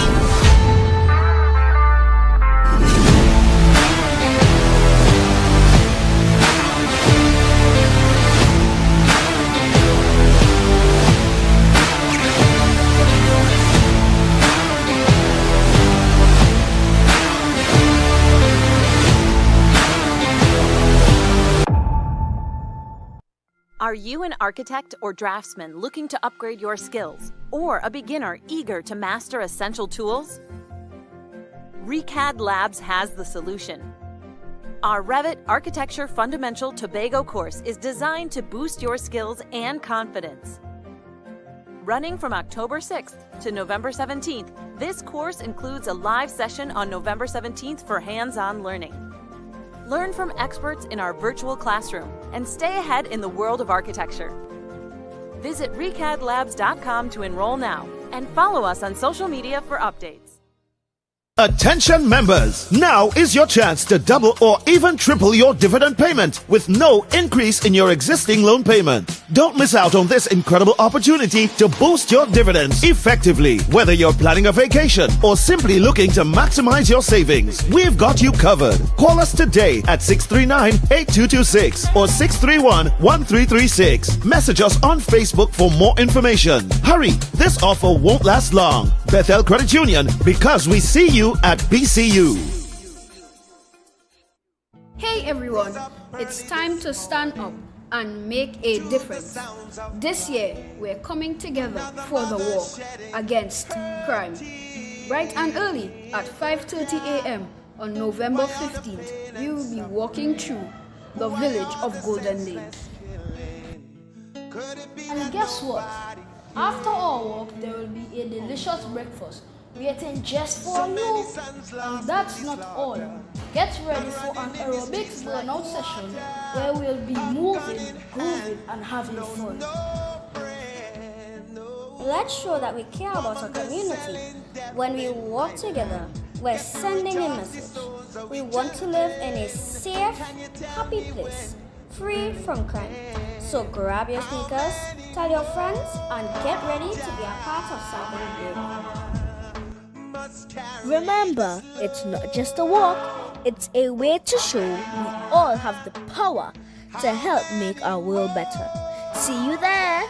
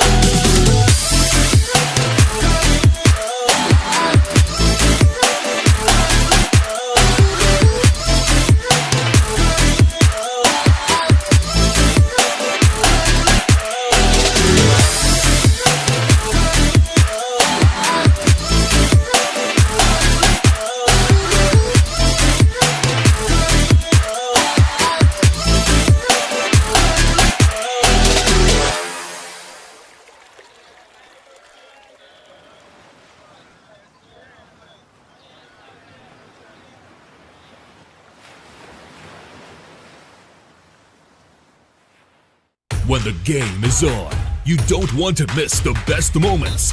With Amplia TV, you can enjoy our ultimate sports package and watch your favorite games on the go. Stay connected and informed with sports news, scores, and stats with Amplia's fastest internet speeds. Up to 1 GB fiber internet, you can stream riveting football action, cricket, NBA games, and much more. With Amplia, it's game on. Visit amplia.co.tt or call 800-4663. Amplia. Do more, live more. Yeah.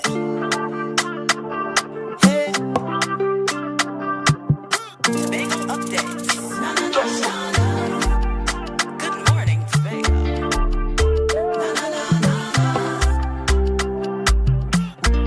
Let's go.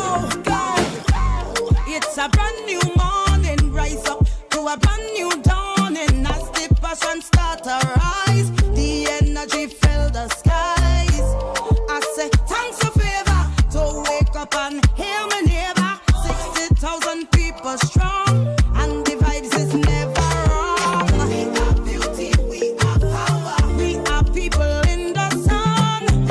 Good morning, and welcome back to Good Morning Tobago right here on Tobago Updates. This morning, I have the privilege of chatting online with the Honorable Senator Anil Roberts. Good morning and welcome, who is Member of Parliament and the former Minister of Youth and of Sport and Youth Affairs.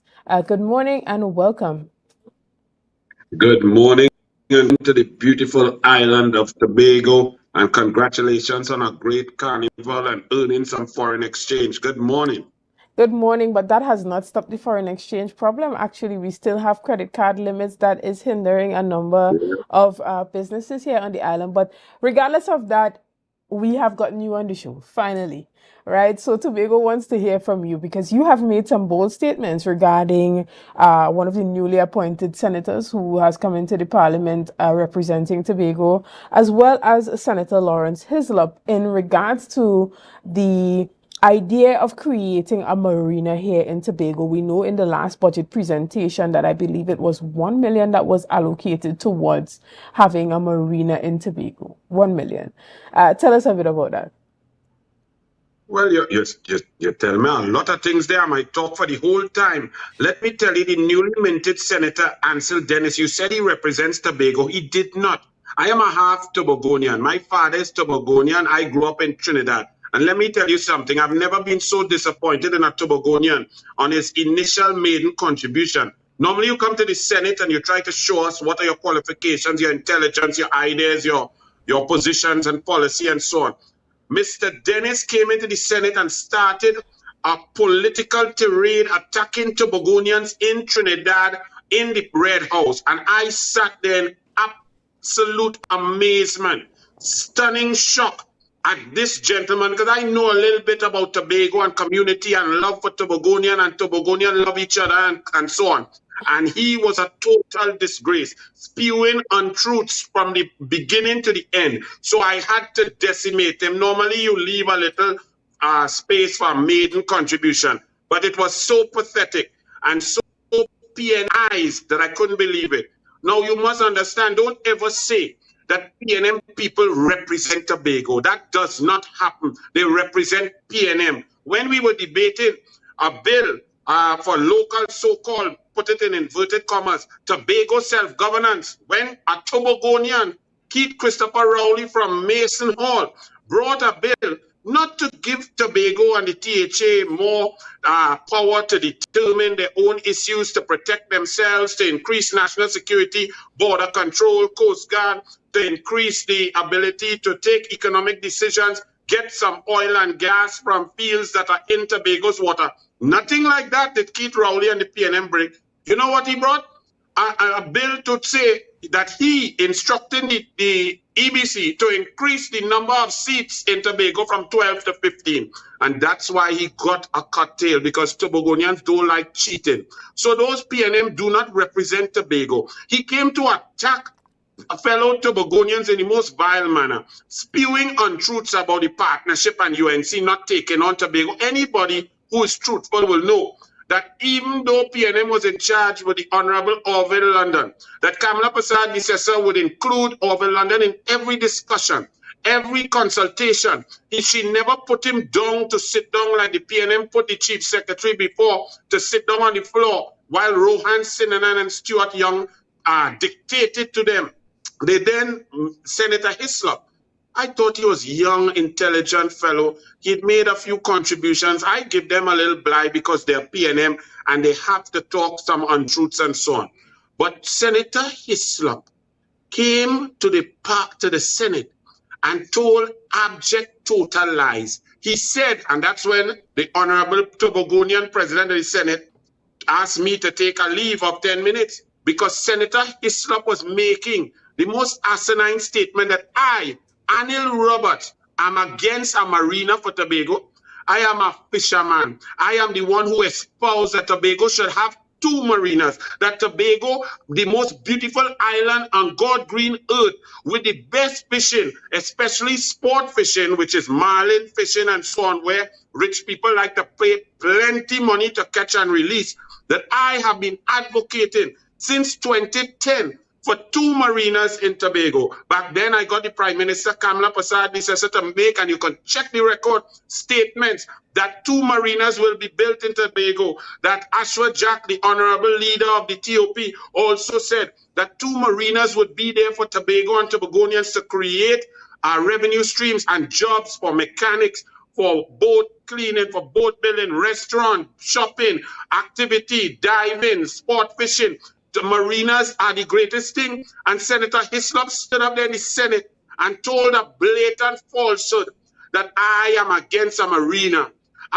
When I told him that he's lying, he still was not man enough to withdraw and to apologize. And let me tell you something about the PNM. Keith Christopher Rowley's a Tobagonian, and y'all don't remember, back in 1991 to 1995, part of his portfolio was the Minister of Marine Affairs. And Tobago had no marina. He has been Prime Minister for 9 years. PNM was leading the THA since 2003 for 20 years, yet no marina. But I have to go when I go fishing in Grenada, St. Vincent, St. Lucia. I have to see the most spectacular facilities where you pay big money to park up. You could fuel up. People come and check your engine. They come and you buy groceries and pick up some of them yachts. When you're taking groceries for 3-4 days, you're spending all kind of 3,000 US and so on. I have to see every other Caribbean island have a marina, but Tobago, the greatest of them all, the most beautiful of them all, with the best fishing of them all, has none because PNM has been in control. PNM has been in control 9 years. They promising marina 9 years. It reached, and in the 10th budget, Senator Hislop has the audacity to pretend and feign that he knows something about marina and Tobago and PNM want marina. PNM is a total failure, and Senator Hislop must learn to tell the truth. He embarrassed himself as a young Tobagonian. Right, and from your perspective, do you think the pushback that you and your colleagues are giving is that it is taking so long and that it is just another budgetary announcement that would never materialize? But exactly, I don't need to push back. Anybody with eyes, ears, and who could feel and see, is there a marina in Tobago? No, it's Tobago, the greatest fish. Do you know in 2011, in a sports fishing tournament outside Charlottesville, a young boy from Trinidad and Tobago caught and released a 1,008-pound blue marlin? Do you know how much money people in the world right now, they go to the Azores and Tenerife and all over the world, out in New Zealand, to hold and feel the power of a blue marlin? That's called a grander. People pay upwards of $1,500 US for every 4 hours for a captain to take them out to get the opportunity, whether they get one or not. Just 4 hours, $1,500 US. You could imagine the amount of people all over the world who wanted to sail their big yachts and their big boats to Tobago to get that opportunity. But they would not and could not. Why? Because there's no marina. And there's no marina when the PNM has been in charge, when Keith Rowley has been the minister, when Keith Rowley has been the prime minister, when the PNM has been in charge of the THA for 20 years. No marina, and these people have the audacity to stand up there with a straight face and say, Anel don't want marina. They promised marina in 3 budgets ago. Go and read it and say, yes, they're doing this survey and a Dutch company coming. Where it is. So where do you think, seeing that they are now proposing it, it seems as though the research is now about to happen and that 1 million is just the initial cost based on a conversation I had with Senator Hislop himself, because I asked, do you think 1 million towards a marina is sufficient? And he indicated that that's just the initial cost. So seeing that it had been announced in previous budget, is it that you believe nothing happened with it and now they are just bringing it back up because elections are underway? Well, you know it better than me, and they take people stupid. Poor Mr. Hislop. He's not a minister and he's disrespected by his own party. He don't even know what's going on. I know more about what's going on in the PNM than him. $1 million, they just do that to say that they have an element to say, oh, a marina is coming. There have been studies done since 1992. They know the options of where in Tobago has the depth and the wind and where it should be built. There are places that are ready to go. The requirement for a marina in Tobago is upwards of 100 million US. What you tell me about 1 million TT? The whole Hayat don't even want TT. You coming to tell me and Mama Guy Tobagonian about 1 million TT? 1 million TT is what Rowley spent to travel to go and play golf over a 6-week period. That is abject total nonsense and mamagism. No marina ain't coming because the PNM has been there and has not delivered. They come to Mama Guy people because they feel people go and vote. Oh, marina, the UNC, the THA, all of the self-government bills that come. The THA must decide with the support and financing of the central government where the marina will go, when it will go, and who will build it. The THA must have the autonomy to take decisions in Tobago. Why must Trinidadians tell Tobago where the marina come in and when it come in? Understood. So, as a part of the conversation, have you raised the idea of the importance of that collaboration that this current government needs to have with the THA for this to even be a viable thing? They need no collaboration. The PNM has shown over the last 60 years that it disrespects Tobago, that it believes it must control Tobago. The one person and the one prime minister who shows that Tobago must handle Tobago affairs, that she does not even put candidates in Tobago. It's not that she disrespects Tobago and does not think Tobago is important to put candidates. Kamla Prasad Bisesa believes Tobagonians, the THA, must have self-governance. They must be able to protect themselves, protect their coastline, not come to the Minister of National Security in Trinidad to beg to see if they could get police posts, to see if they could get police equipment, to see if they could get Coast Guard vessel. Tobago must see about Tobago. So the PNM must be rejected. Trinidad must reject PNM like Tobago rejected them, so that the Tobago self-governance bill could be brought to the Parliament by Kamla Prasad Bisesa, debated and passed, so that Tobago could also have part and parcel of their own oil and gas. Right now, Trinidad taking gas from out of Tobago and then telling Tobago how much of it they could get. We have to be mad, people. Tobago must have self-government, self-governance. The law will be brought by Kamla Prasad Bisesa as soon as Rowley call the election, because people in Trinidad are sick of Rowley and the PNM. After conversations with the two Tobago MPs for Tobago East and Tobago West, they have hinted that this bill may be coming before the Parliament in its current state very soon. Do you think that the UNC would be supporting this bill in its current form? We have not seen the bill in its current form, and anything that the PNM brings, why are they telling you you're bringing it now? Stop with the mamagism and the dishonesty. And this MPs you're talking about, PNM representing Tobago, they stand up there and they allow PNM to devastate Tobago. They allow an issue about oil damaging Tobago for centuries to come, just not investigating. And now they claim they catch a boat that was already caught since May 12, 2024. The Tobagonian MPs that are PNM do not represent Tobago. They represent PNM. Anything the PNM says, they go along with. One of them, even in a debate, told me that when there was the 6 all time, that when Tobago cannot handle its affairs, Trinidad would step in. These PNM do not understand and do not respect Tobagonians as equals. So nothing they say. They've been there 10 years. What have they done? It's always show me what you have done. Don't tell me what you feel. Don't tell me what you think. Also, the Tobago MPs, them and all don't even know that them gone. When they screen, them gone. So why are you talking to them? They're not even in PNM anymore. Interesting. That's very interesting that you brought that up. Quite funny, I must say. But when it comes to Tobago autonomy, it's no joke for Tobagonians. It's something that Tobagonians have fought for a long time.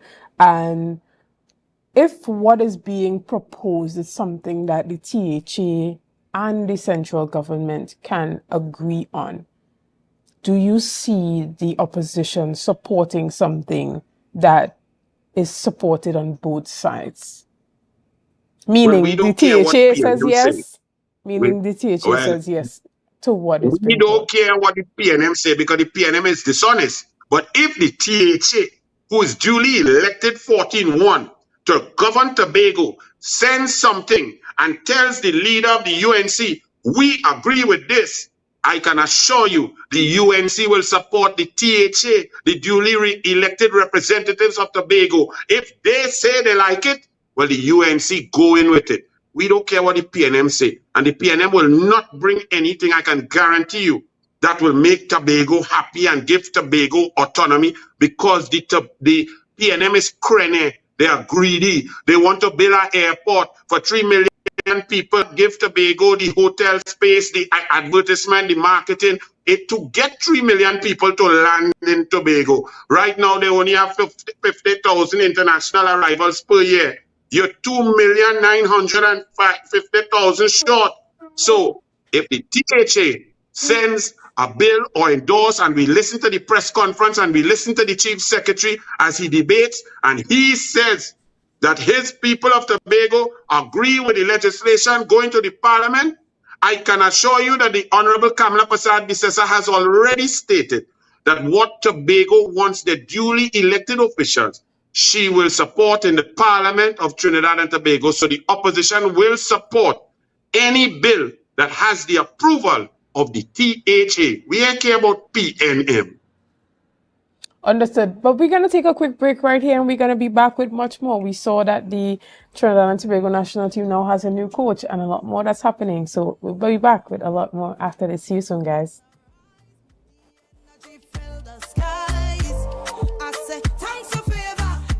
You asked and Standard listened. The TGIS sale is back, up to 75% off store-wide. Washers from $1,249. Stoves from $1,299. Fridges from $1,999. Patio set from $1,999. And up to 35% off Samsung and LG TVs. Plus a daily magic hour with even more savings. Follow Standards on social media for the inside scoop. October 25th to the 30th only.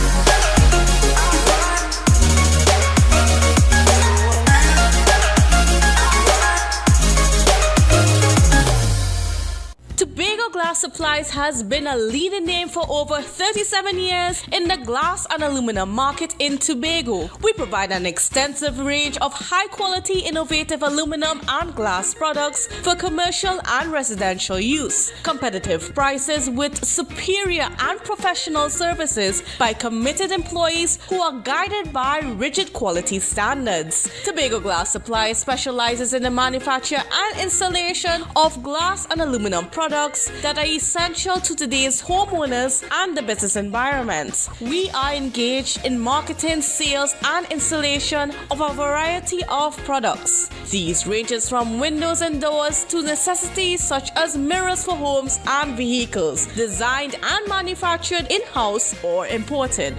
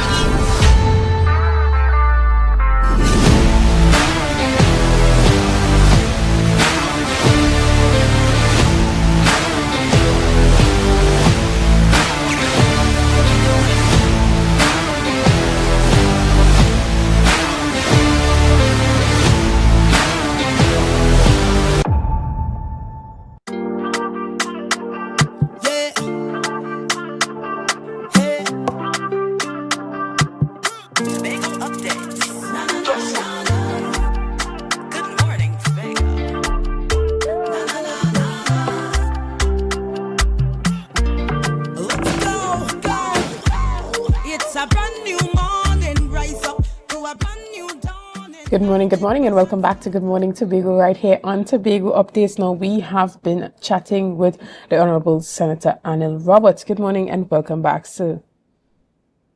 Good morning, thank you, and good morning to Tobago. Right, and as we continue the conversation, we were chatting a bit about that Tobago Self-Governance Bill now. What the members of the PNM are saying is that the bill in its current form, though it's not perfect, is far superior than what we currently have in the current THA Act, in their opinion. And it should be supported because it's a step towards progress, while some of the other recommendations that this THA administration are making should be ongoing changes that would continue to happen to the bill over time. How do you feel about that? Well, that statement, as you said it, shows why no real Tobagonian should ever be a PNM. That is the most arrogant, idiotic statement I've ever heard. They are talking about Tobago's self-governance and autonomy and suggesting that the PNM, a Trinidad entity, and the central government must dictate and decide the pace at which Tobago gets to see about herself. That in its, I have to excuse me for laughing, but that is the most laughable thing. The PNM, as I said, I don't care what they say because they are greedy. They only want to control. They have wanted power. They have disrespected Tobago since the constitutional arrangement back in the 1940s when 32 people were brought on a committee and only one Tobagonian. They have disrespected A.N.R. Robinson. They've disrespected Tobago throughout. I don't have to remind Tobagonians about that. And that statement about the PNM is going to tell us and the THA at what pace the PNM believes Tobago should see about herself. That is ridiculous. We want in the UNC to hear what the THA have to say. Whatever the Tobago House of Assembly say, that's where we going. We're not going to decide because Kamala Persad-Bissessar has already stated, and when she was Prime Minister, she showed the respect and was moving towards that, but the PNM, Rowley himself did not agree and vote for a bill that was much better than anything the PNM brought. All the PNM knew to do, post haste and move with speed, is to try to steal an election in Tobago by changing seat from 12 to 15. And imagine in a tsunami of discontent, one of the new seats created by the independent EBC stand up in a tsunami of rejection of the PNM. That's to show you how dictatorial and how myopic the PNM is. So I don't want to hear from the PNM. We will not support any watered-down version brought by the PNM. We will not be dictated to by the PNM. We will take advice, and the Honorable Leader of the Opposition will meet at the right time, as she has done before, and the Deputy Political Leader, Jerlyn John, with the THA. The THA shall instruct the opposition on what it wants, and we will follow the THA because we believe, we're not talking, we believe that Tobago must chart its own course, that there must be equality of arrangement between Trinidad and Tobago. We do not believe in the oppression of Tobagonians. So it is a very simple thing when you know what you believe. The THA will set the pace for the central government of Trinidad when Kamala is Prime Minister. End of story. We will not accept any suggestion by the PNM that them in charge and they must tell us what to do. All right. Well, I'm glad that you brought into perspective for Tobagonians on where the opposition stands as it relates to the Tobago. Can I just say something before you go to sport? Let me just say something, because the two senators and the Minister of Tourism and the PNM continue to tell lies about Sandals. If Sandals was coming to invest hotel and money in Tobago, I will be the first one not only to support, I'll be the first one to book a room and come across in the all-inclusive. If Sandals, the company, was coming to put 1 red cent in Tobago, Sandals invested in Grenada, St. Lucia, St. Kitts, Antigua, Bahamas, Dominican Republic, Jamaica, spending average of 150 million to 200 million US per hotel. In Tobago, Keith Rowley and the PNM were not bringing 1 cent from Sandals. They were going to borrow $1 billion US for you, the taxpayers, you, the Tobagonians, you, the Trinidadians, to pay back at 6.4% interest, which means that there was not one bit of investment. They keep trying to lie to Tobagonians and say, we run investment. Investment means people are coming to spend their own money, not a government going to borrow money to build a hotel. At that time when they were there were over 13,000 hotels under construction in the world. Do you know how many were being built with government taxpayers' borrowed money? 0. So don't let them fool you. There was no investment. It was never an investment. It was Rowley going to borrow money to hand his friend Butch so that them could decide who and what will get rich.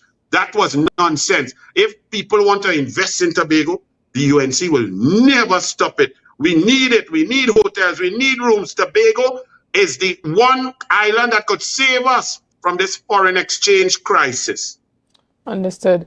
Now, as you know, as we round up the discussion this morning, in your area of expertise when it comes to sport, tell us about some of your perspectives on this new appointment of Dwight Yorke as the captain of the national team.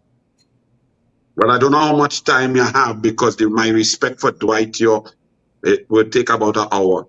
It's a great appointment. Dwight Yorke is a legend. Dwight Yorke is the most successful footballer in the history of Trinidad and Tobago. Dwight Yorke is a professional bar none. Dwight Yorke's attitude, his detail, his attention to practice, his love of the game, his skill level is unprecedented. I played against Dwight Yorke in 1987. For those who remember when Fatima came across and we beat Signal Hill 2-0 in Shaw Park and Tobagonians were balling, go Fatima, go. Dwight Yorke was the epitome. He dribbled our whole team. We played them a second game because they ended up winning the title on goal difference, and Sports and Games put up $1,000 in equipment, and we beat them again 1-0. But Dwight Yorke dribbled everybody, all 11 of us, including me as a forward. I went back to try to tackle, and he shake me. I couldn't see the ball. I couldn't touch it. Dwight Yorke went to England, was a young lion. Manchester United after that. Greatest, winning a treble, winning 4 or 5 Premiership titles, Champions League. Dwight Yorke was one of the greatest goal scorers in Premiership history. A consummate professional who kept his body in such a state of fitness, his discipline and his love. He did that and he surpassed all Trinidadians because he's a Tobagonian. And Tobagonians have a greater sense of discipline, a greater hunger for greatness, a greater willingness to be disciplined and take the pain.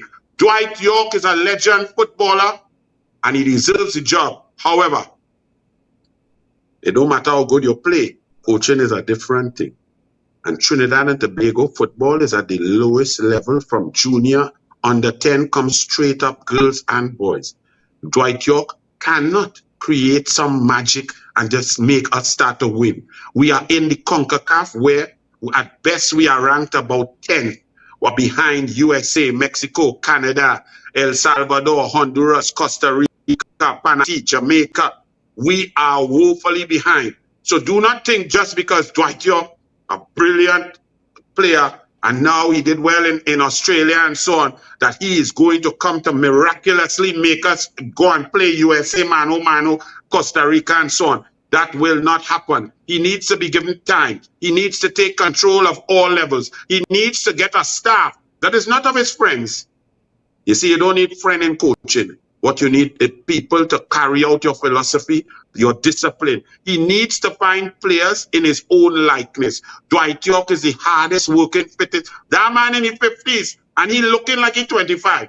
All you might say is just Tobago blood, but it's Tobago blood with hard work. That man is a serious individual. And I can venture to you that even the senior players who are playing on the national team are only about 20% as committed as Dwight Yorke. So he has to find players, give them the opportunity, scour Trinidad and Tobago. No nepotism, no friendship, nobody getting a sweat because they're nice. And then we will move forward. But we cannot rush. We cannot put too much pressure on him because we have to understand where we are and how difficult the task is. But it's a good hire. It's well done. He deserves the opportunity. Thank you so much, Senator Anil Roberts. Thank you for that perspective. And everything that you said about Tobagoans, I have to agree. Very hardworking and dedicated, quite disciplined people. Correct. Guys, we want to thank you so much for being a part of this morning's discussion. Thank you for your likes, your shares, and your comments, and doing all that you are doing and continuing to do to make Tobago Updates the #1 broadcaster here on the island of Tobago. Again, I am happy to be back and seeing you here this morning. And thank you. Have a great day.